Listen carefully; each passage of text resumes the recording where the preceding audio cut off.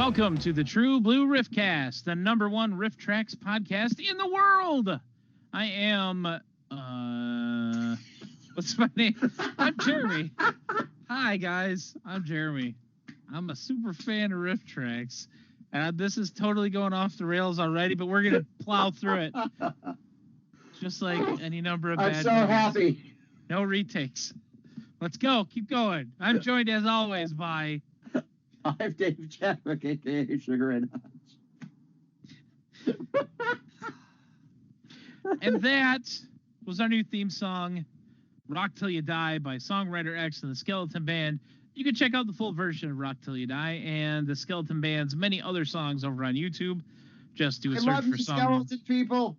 Yes, do a search for Songwriter X and the Skeleton Band, or click the link that we will have here in the episode description. Thanks again, guys, for letting us use this song. It sounds so good with the podcast.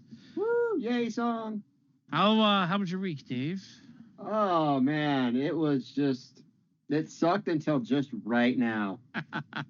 That was just a highlight of my whole week. Well, I'm doing all right. How was yours? Did you see any movies this weekend or this week? We watched some older movies. We watched the original Dawn of the Dead from 1978, and then we watched The Lost Boys. Oh, did you watch it with the riff from Janet and Cole? No, I watched it vanilla. How lame. I'm going to tell Cole you don't like him. Don't do that. He might unfriend me on Facebook. Oh, no. One more thanks to throw out there real quick before we move on with things. Margot. Oh, my goodness. This is fantastic. Go ahead and tell her what you got, and then I'll tell everybody what I got from Margot. Well, back with the other live shows, she sent me a set of the 4 coasters with all 3 of the live shows and the RiffTrax logo on them, and they still stink to this day. They still stink. Yeah, there was some printing thing, and they rot really bad. And then she sent one of the little squishy spiders with RiffTrax on its butt. From the Giant Spider Invasion live show. Yeah. I got a squishy spider from Giant Spider Invasion as well. And I also got a cool pin with that paper bag monster on it. Yeah, I saw that. I didn't get a pin. Yeah, but she also sent this very nice note, and which I would like to read. She says, Dave, the spider is courtesy of Jeff from RiffTrax. And I was like, I know Jeff. I talk to him on the email sometimes. Hey, thanks, Jeff.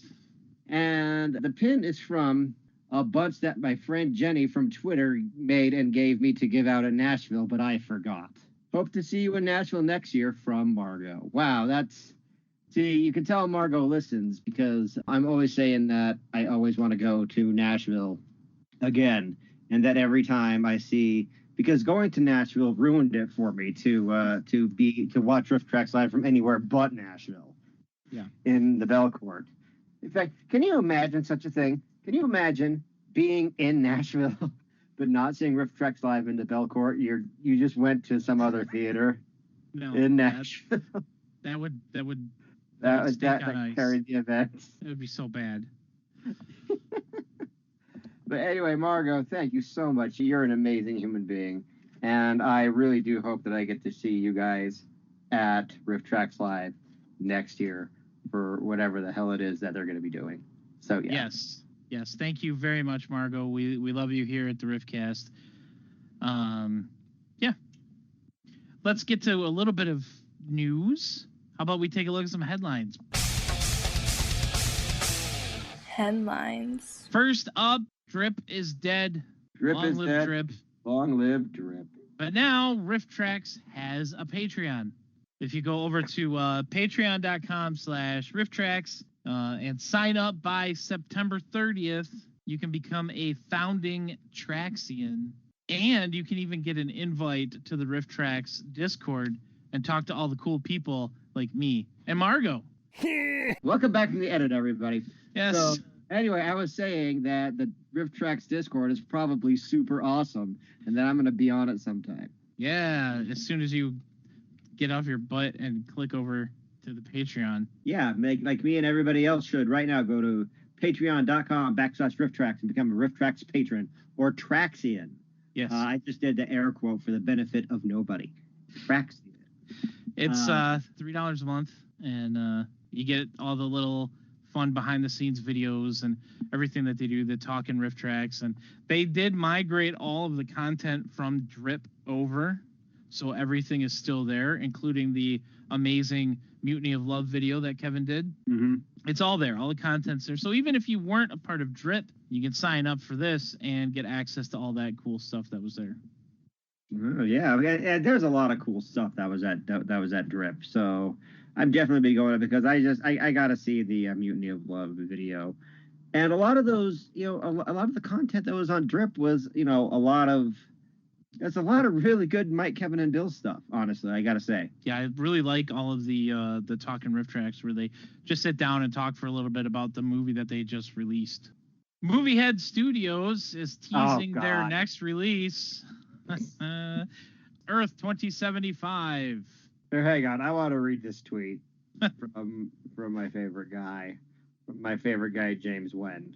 Moviehead Pictures, September 14th. James Wen will direct and produce his next full feature film, Earth 2075. Coming soon, poster and synopsis, and has 4 likes and 1 retweet. Now, okay, look. I'm not one of those guys that be like, oh no, lots of people didn't like it. He only has 60 followers. I don't play that game because I think it's because lots of people don't have very many followers. I just think it's a cheap way and not a very effective way to kind of take a jab at somebody. If you're gonna take a jab at somebody that's a little bit meatier than otherwise. Oh, your Twitter sucks, right? Yeah, that's such a lame diss. Yeah, it's just so baseline. And there's so much more that we can go after James Wen for. And we certainly did last week when we discussed his movie, his short film, that he's going to submit to the Academy Awards, Cosmic Beauty, a short film. His PowerPoint slideshow. Yes. That is just these stretched JPEGs that he found on the internet someplace. I really wish that he wasn't my sworn enemy so that I could be friends with him. No, I'm serious. I wish all that stuff, but for all that stuff with Storybook, I really wish that hadn't gone down for no other reason other than that it sucked. But if for no other reason that I just wanted to be this guy's friend so I could talk to him. Getting back to this, James Wen will produce his next full feature film, Earth 2075. What could this possibly be? I don't know. Let's play a game and try and figure out what the plot of this movie is going to be. Okay. And we can literally just base this on his other films. So I'm going to say that it's going to be the actual continuation after Birdemic 2. Oh no. Where the birds did end up taking over and they have to flee Earth. The remaining humans have to flee Earth from the terror of the birds and nature turning on them. And, at the end of The Birds? Yeah. So they're on their ship that is equipped with solar panels. And what happens when they leave Earth? That's how they get their energy from the sun. And when the rocket ship leaves.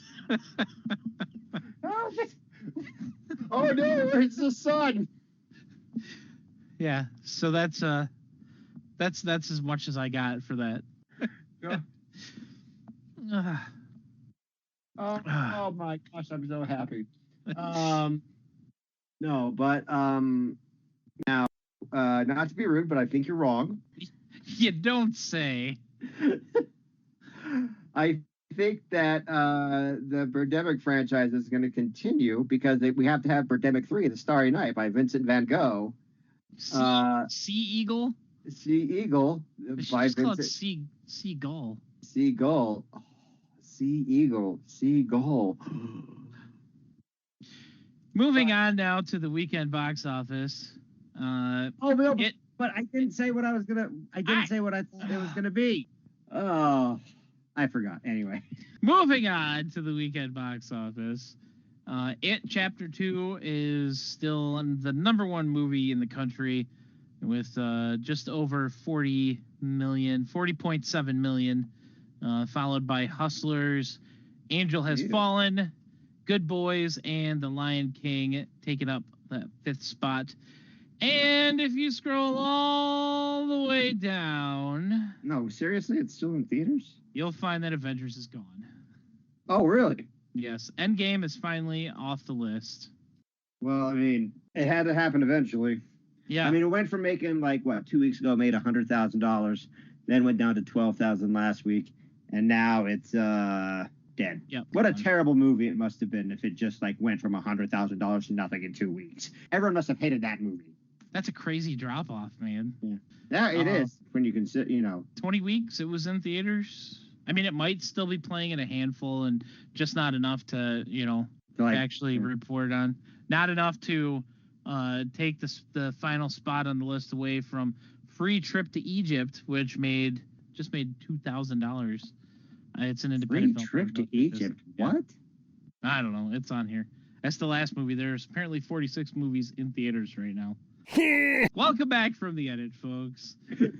We're going to move on now to our short reviews of RiffTrax Short. Yes! Today we've got a very special look at some of the greatest shorts to ever grace RiffTrax.com.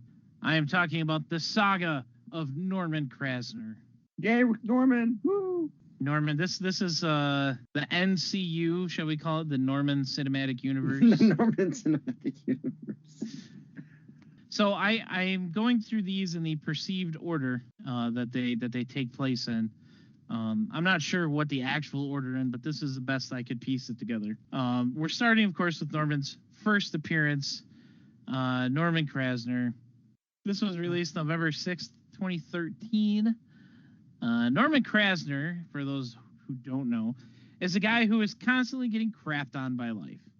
And as seen in Norman Krasner, the first appearance of Norman, he can't even escape it while he's crapping. Well, he's taking a crap in a pay toilet. This was not our first experience to Norman, but sure wasn't. This is, story order and all that fun stuff.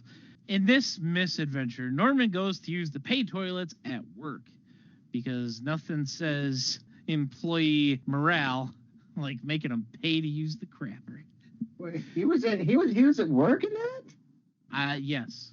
And they have pay toilets at his work? I thought it was at an airport. No, this was at work. Wow, I must have missed that somehow. First of all, he doesn't have any change on him, so he borrows some from a guy who just came out and hasn't washed his hands yet. Then the stall he's in doesn't have any toilet paper. He tries reaching under the stall to grab some from the other stall, and the guy in there does, well, let's just say it's something that I'm not going to spoil for you. The rest of his visit to the toilet is just downhill from there, culminating in Norman getting trapped in a stall with no one around to help him get out. Presumably, this happened on a Friday, just as everyone was leaving work, meaning that he was left there for the whole weekend. And he starved to death at the end. Yes. He had to wipe his butt with a page from his art book. If you had to wipe with a page from a book that's full of classic art pieces, what piece would you choose? Oh, geez. Being an art major myself, I know it's surprising, right? Yeah, go figure. Probably something from, I don't know. I think Picasso's really, really overrated. So I knew you were going to say that. I knew you were going to say Picasso. You guys going to say Picasso? I don't know why. I had a feeling you were going to go with something from Picasso. Like Picasso. I mean, he did so much. I mean, he's not going to miss it. I mean, the dude painted literally every day of his life. And so it's look, if you like one Picasso, it's not going to be like the missing piece of the Holy Cross, okay? You can miss it. It's going to be fine. I mean, Picasso didn't even remember all the stuff that he did. So there you go. Up next, we have Norman Checks In, released also November 6th, 2013. This was shown before RiffTrax Live Birdemic, and that's the version of the Riff that I watched for this. This one is about Norman being off on a business trip and his dreadful evening at the hotel. The best and worst part of this short is the whole sequence of Norman trying to take a shower. His whole evening is wrecked, yes, but the bit in the shower is quite special. One thing that I noticed when I watched this, the operator calls his room to relay a message from his wife, Mildred. But in the first one, Norman Krasner, his wife's name was Irma. Well, kind of makes me wonder about what happened with this first marriage. Did she have enough of being married to the guy who is both a schlemiel and a schlemazel? Or did she die in some sort of terrible accident? I don't think it was an accident. I think Norman probably murdered her. He probably caught her with a couple other characters. Probably caught her with Lemon Mel. Yeah. Storybook reference. Yep, that's right. Ding, ding. Anyway.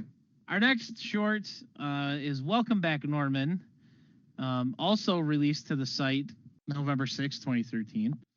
This was actually our first glimpse into the world of Norman. The riff of Welcome Back, Norman premiered with RiffTrax Live, Manos, The Hands of Fate. The Hands of Fate. And that's the version, of course, that I watched for this, because I will always choose the live show version over a studio version.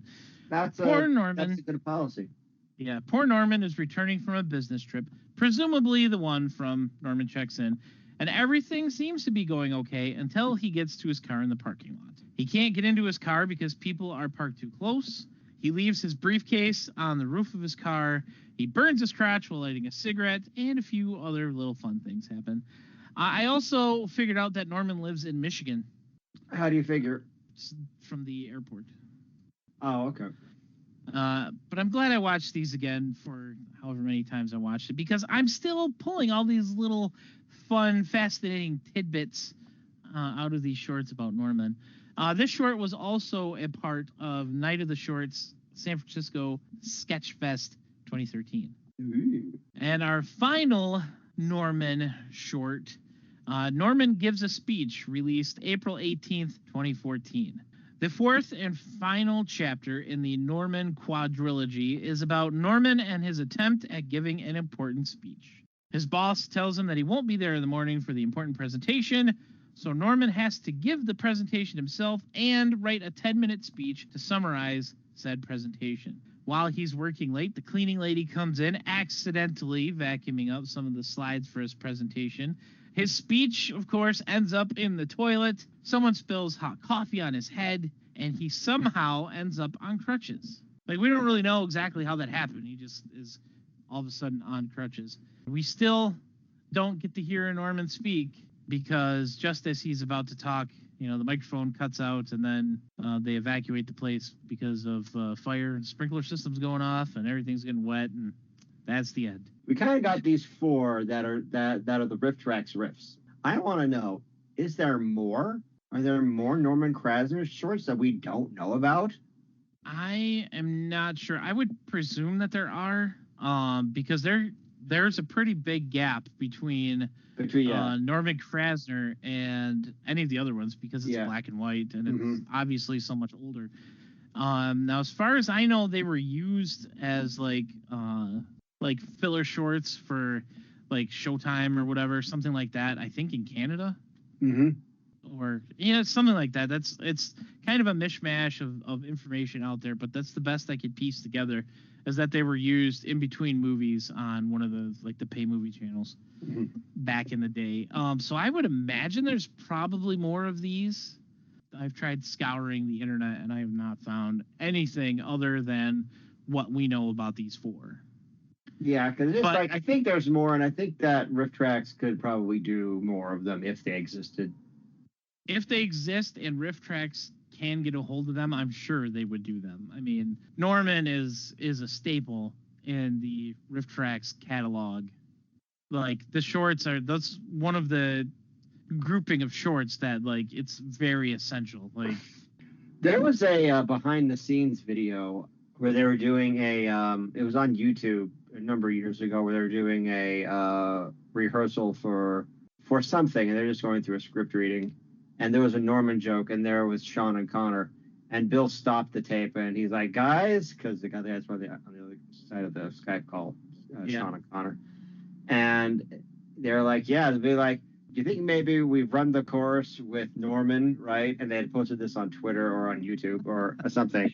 And I remember I sent a message to Sean and I said, I don't care what anybody says, as many Norman jokes as you could possibly do. They're awesome. Because Yeah, I love Norman. I of course rate these 5 out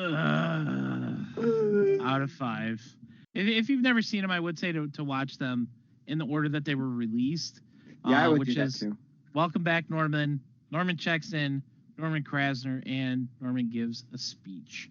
But yeah, these are definitely essentials. Must-havers. Like you have to have these. Should we give them a link to Norman's Finest Hour? Yeah, if you want to. If you want to go to sugarraydodge.com, like right now I think it's like the third link on the actual website. Norman's Finest Hour, it's part of the Great American Storybook Volume 4. And it actually closes out this whole era of storybook because I'm gonna be revamping the whole concept. But I thought it was a good one to kind of go out on. So yeah, I basically took Norman and I took some of the characters from Norman, mixed them in with other characters from RiffTrax, and just kind of like made my own Norman kind of story. If you go to it, I think you'd really like what happens. It's really dark. It's actually probably the darkest storybook chapter I've ever done. Like a lot of the stuff that's not only is like some of the stuff that happens, but some of the stuff that's said in that. It's like, oh my gosh, I can't believe I wrote that. Yeah, so if you have a hankering for some dark humor, go check out Norman's Finest Hour over at sugarraydodge.com. I'll put a link to it in the episode description as well. Let's go on now from the shorts to the not-so-shorts, and let's take a brief look at this week's new RiffTrax VOD, Subspecies IV, The Awakening. Yeah. It's like just when you thought that RiffTrax had done enough vampire stuff, from Twilight 6 years ago. Can you Never. believe that it's been 6 years since the last Twilight riff? Has it really been that long since the last one? Yes, 2013, bro. Wow. That's craziness. That's a long time. But anyway, for us old people over here, The ancients of the ancient. the ancients of the ancients, that's right. We finally get a new sort of vampire flick. Not sort of like this is a full-fledged vampire flick. I really can't remember what the last one was that wasn't Twilight. I know people are probably out there yelling, well, what about this? And I'm just forgetting what it is. If there is something between Twilight and this, like it's slipping my mind right now. Sorry. But now, Jeremy, you've heard of this, right? You've heard of, you had heard of this before? Because you said that you'd been looking forward to it. Yes, the Subspecies series, I've watched the first 2 quite a while ago. For a long time there, I watched a lot of movies that were put out by Full Moon. Uh-huh. And these were some of them. And they're, it's right up my alley. It's kind of one of the things that, kind of shaped my taste in movies. Ah, so it was that bad. Yeah. I mean, they're not great. I mean, they're a lot of fun to watch. Mm-hmm. But, the Full Moon movies have never been, straight masterpieces or anything like that. Mm-hmm. But, yeah, so this was one of those movies that we found like a year ago in the Meg catalog. Yeah, Multicom Entertainment Group. Yeah, and it said in there that it was going to be coming to RiffTrax, and we obviously had no idea when because we really don't have that kind of insider knowledge. Yeah, everyone thinks. Let me go ahead and dispel that right now. They don't tell us a damn thing. they don't. No, look, that's not a rip on them. I'm not expecting them to or anything like that. But like sometimes I'll get emails saying, "Hey, you should tell RiffTrax." It's like I have anything to do with it. Right. We are not RiffTrax employees. We do not work for them. We are just fans. Yeah. It's like, oh, well, you should tell your friends at RiffTrax. Oh, well, yeah, they're my friends, but that's like as far as it goes. It's like... They're acquaintances. Yeah, it's like it's not. I mean, I would love to maybe someday work for RiffTrax. Subtle enough. Anyway, But as far as that goes, guys, we know as much as you do about this stuff. Yeah. That being said, the fact that they're doing the 4th movie in the series is going to be kind of confusing to some. Yeah, it definitely. Well, I mean, it's not the first time they've done something like this. I mean, you look at something like Retro Puppet Master, which, arguably that could stand on it. Well, yeah, because that's kind of a prequel to the rest of it. So, and also it has Greg Sestero in it, so it's like, come on, how are you gonna pass that up? Yeah, but I started watching it, and I immediately felt like I had been missing like a whole lot of information. And then there's this woman who sounds like the girlfriend on Ghost House, only like about 10 times thicker, and she's a doctor. Be like, oh, and she finds this woman in a body bag that just freaks the F out whenever like somebody opens up the body bag and like something like, she'll be like, be careful, I'm a doctor. Here, let me get you to a hospital. You're a doctor. You must be some kind of garbage doctor. Be like, here, I'm a doctor. I'm going to get you to a better doctor. And this other doctor figures out that she's a vampire. Yeah. And he promises that he's going to cure her of her vampirism. And then the other vampire, the vampire who's like the main antagonist of the series, who's so forgettable as a credible vampire. I've already forgotten what his name is. Radu or something. Yeah, something stupid like that. I know that his head ends up on a pike at the end, but spoilers. Spoilers alert. Yeah, for a movie that's Is that a thing with is that a thing with RiffTrax? Do we have to put spoiler alerts in front of stuff for RiffTrax? I don't think so, because if this is a 21-year-old movie, I mean, yeah.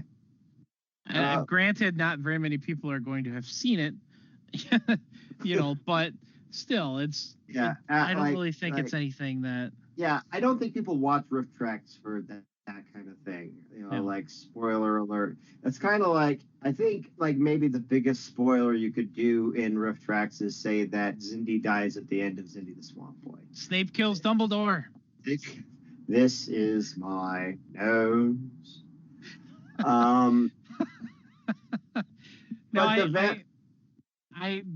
Here's my stance on this. Then we can move on.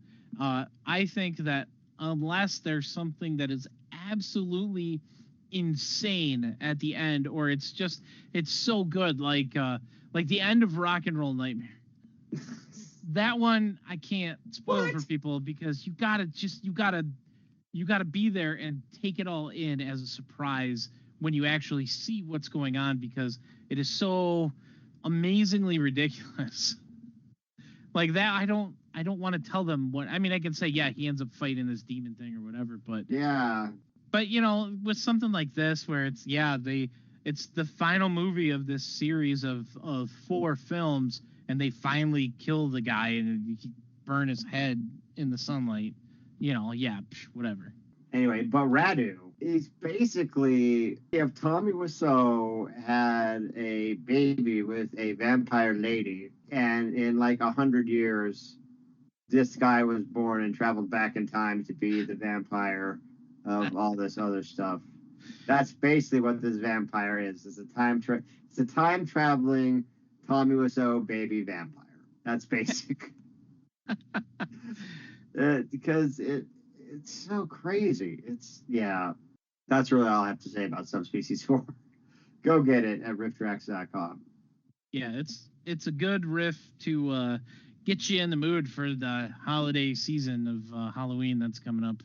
Oh, and the reason that this wasn't released in October, like we thought it was weird. It took us a few minutes to realize that it was released on Friday the 13th. Yeah. So, you got to have some sort of a horror film out. Let's talk about a real horror film now. We're going to go to the winner of our listener poll. Your 3 choices last week were The Last Slumber Party, The Room, and Crater Lake Monster. And, of course, to no one's actual surprise, 4 movies out of those 2, and you guys chose The Room. Well, I mean, this one does have the sex scenes in it, which are pretty horrific. They're not, they're not pleasant. No, not at all. Actually, the vote turned out to be, it was a lot closer and weirder than we thought it was going to be, honestly. I mean, the last Slumber and Crater Lake actually gave the room a run for its money. Yeah, they were pretty close. I was not expecting them to be only a few votes apart. I really thought the room was going to do what Super Mario Brothers did and completely run away with the vote. Yeah, just blow those other two away. And those two, yet again, are repeat losers. I think Last Slumber's been on there for a good long while now. Yeah. So if we do not get a new release next week, we will be talking about The Last Slumber Party and Crater Lake Monster. Yeah, let's do that. It's about time to have a refresh of the poll. And if we do get a new release, then we'll pick one of the two for next week, and then we'll do the other one the following week after. Yeah. Just to do a refresh. But let's focus on the subject at hand, The Room. The masterpiece by Tommy Wiseau, starring Tommy Wiseau and Greg Sestero, and a bunch of other people that nobody really cares about. I care. No, I kid. We care about everybody in this. Like, he realized he couldn't make any money doing that, so he went out and became an actor. And The Room was one of his very first gigs, and it's the thing is that he's actually outstanding in The Room. Yeah, he's probably the best actor as far as like for his role in that movie. Like, yeah, I mean, it's the best performance out of anybody in The Room. I gotta say, concerning The Room and that guy and that scene, on The Room DVD, there's actually an outtake where they do that scene, but it's not on the roof. It's actually in the alley. In the alley, yeah. Fake alley, yeah. And that's the version that should have gone in the movie. I remember reading about that in the Disaster Artist. Disaster Artist, yeah. They mentioned that in there.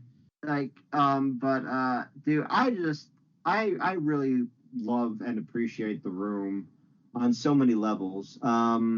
Now the RiffTrax, and we'll get back to The Room in just a second, but did you know that's been 10 years since RiffTrax originally first did The Room? It was released in 2009. 2009 as a Just the Jokes release, with Disembodio's Bachelor Party. Yeah, but Disembodio's Bachelor Party. A lot of robotic screaming. Yeah. This was before the days of Gorillograms, and this was actually, I think, probably the first movie that RiffTrax had ever done that had a ton of nudity in it. Yeah. Yeah, I think so. And it's just like they didn't really know how to deal with it, so they brought in Connor Listoka's character Disembodio, and during all those really uncomfortable scenes in The Room. For those of you who don't know, The Room is a 2002 cult film by Tommy Wiseau that's famous for not being very good and having a lot of unnecessary sex scenes where him and Greg Sestero both make love to this woman's navel. We'll get to that. Anytime they had one of the sex scenes, it basically involved a lot of screaming and terror from Disembodied. Yeah, it's like, oh no, my eyes. It's very 2009 RiffTrax. Yeah. And it's very, very good. But we were actually discussing this in the podcast last week, is that I guess that version is not even available anymore because... Right. Yeah, when they did the live show of The Room in 2015, they then used that script to do a new version of the Just the Jokes riff, and now the old version is gone. I mean, it still exists for people who purchased it before. Yeah. They removed it for purchase, but you cannot go and buy it. No, yeah, you can't buy it anymore. It's weird because, that version is actually pretty good. It is. But I guess they felt that they had... Now the RiffTrax live version does carry a lot of the original script in it. Yes. But it does not have all of the robotic screaming, which makes it a little bit more watchable. Yeah. They replaced it with this concept called tip dick. Which made me super uncomfortable watching it with certain people in the theater. Well, when I went to go see it, it was I was with my friend Eric, the guy who did the NCU thing, and his mom went. Oh no. But she's used to that kind of thing. But it was a little awkward. Not hip dicks. I mean, just terrible movies and stuff like that. She likes that stuff too. Yeah, I wondered what they were gonna do with all that. It'd be like, well, I mean, it's a rated R movie, and I know obviously this one's gonna be a little bit different because they can't gorilla gram 30% of the movie out. And you can't cut it out because, like it or not, it's integral to the whole experience. Yeah, of watching The Room. Of watching The Room, right? It absolutely is. You know what? I'm gonna real quick. We actually got a couple messages from people on this, and I'm gonna play them right now in the podcast. These are a couple RiffTrax fans, and this first one is very relevant to the discussion at hand. And this is from Laura, and this is her favorite part of The Room. I look forward to all these sexy sex scenes. What? So thanks for that, Laura. Wait a minute, is that somebody we know? Yes. That's one of our friends. Yes. And we also got a message from none other than Margs herself. Twitter mom Margot sent us a message also. About her room experience. Oh, hi, Jeremy. Oh, hi, Dave. Back when RiffTrax was doing The Room, we had never heard of that movie before, but our younger son had. So Andrew made us watch the unriffed version of it the night before the live show. So lucky us, we got to watch The Room twice in 24 hours, and we haven't recovered from it yet. So there you go. Yes. Poor Margot. Wow. Oh my goodness. Can I say a funny story about, and this does involve RiffTrax, about my experience with Tommy Wiseau? Yes, please do. Okay. Back in 2015, it was like right in the middle of when I was doing Storybook 1, and I was just like, just like in the zone, just like doing RiffTrax and MST through K art every single day. I get an email from Jeff at RiffTrax, and he says, hey, would you like to interview Tommy Wiseau? And I stopped everything that I was doing, and I was like, absolutely 10,000% yes, right? It's like, okay, I'm gonna have Tommy call you. And so I'm getting myself psyched up because I'm going to talk to Tommy Wiseau, right? Yeah. Yeah, and I'm watching The Room, and I'm just preparing. I have the RiffTrax on, and back then I played the RiffTrax on my computer. Yeah. And I get a Facebook message, and it's, oh, hey, I see you're doing something about Manos, the Hands of Fate, blah, blah, blah. And I'll be like, I was in that movie, right?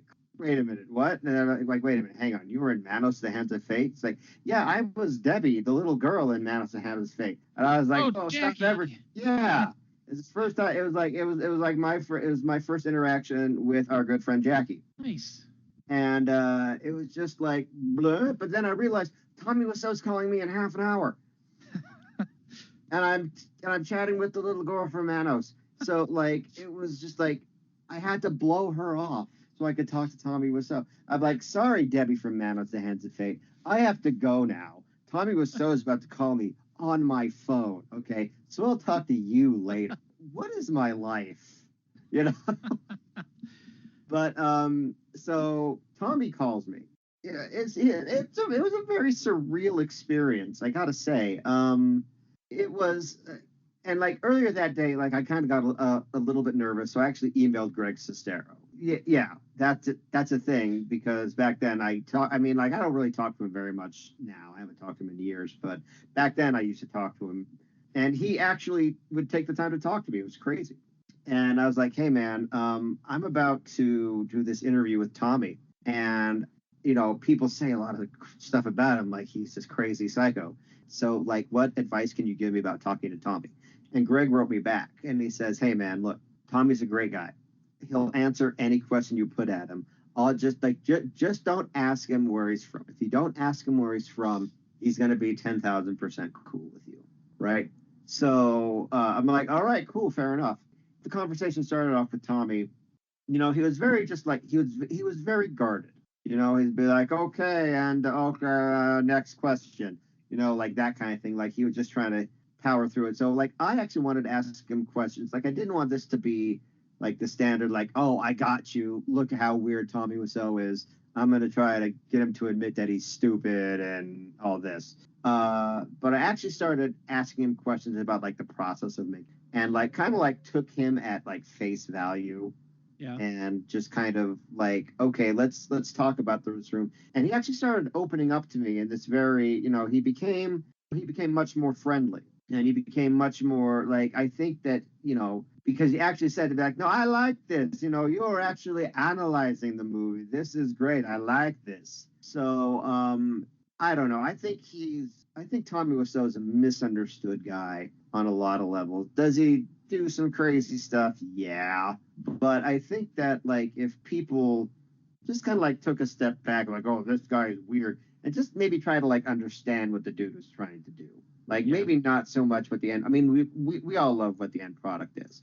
But just kind of, like, look at Tommy Wiseau just a little bit differently. And I think that,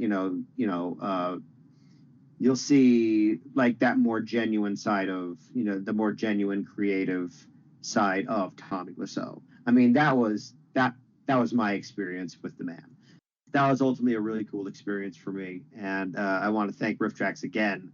Even here we are 4.5 years later, it's still highlight of my life in a really long time, and they set it up. So again, thanks guys, and thanks Tommy for talking to me. Hopefully we can do it again maybe someday. Yeah, that'd be great. Maybe we could get him to come on the podcast. Oh, maybe. Yeah. After I listened to The Disaster Artist, which, by the way, Greg Sestero does an awesome job narrating that book and reading it and doing Tommy. He does a great Tommy. So if you get the chance, listen to it. It's really good if you don't feel like reading it, But after I got through that whole thing, my first takeaway, honestly, was, man, I really want to hang out with Tommy. I'd love to get to know him a little bit, because it does seem like, like you said, he's just a little misunderstood, and he's got good intentions with everything, and he seems like he'd be a cool guy to get to know. I mean, did he make a good movie? No. Is it a fun movie to watch? Yeah, hell yeah. Yes. Hell yeah. I love this movie. I mean, it's a great experience. I mean, is it okay, look, do you think the Room is the worst movie ever made? Not even close. No. I think that needs to stop. The stuff that we've seen, either through RiffTrax or just independently, stuff that we've found, you and I, and watched, that stuff is miles worse than The Room. Go out there and find a movie on Amazon. It's actually pretty well known in bad movie circles. I actually resent that this movie exists. Do you know what movie I'm going at here? I'm pretty sure I do. Okay, it's a movie called The Amazing Bulk. Oh.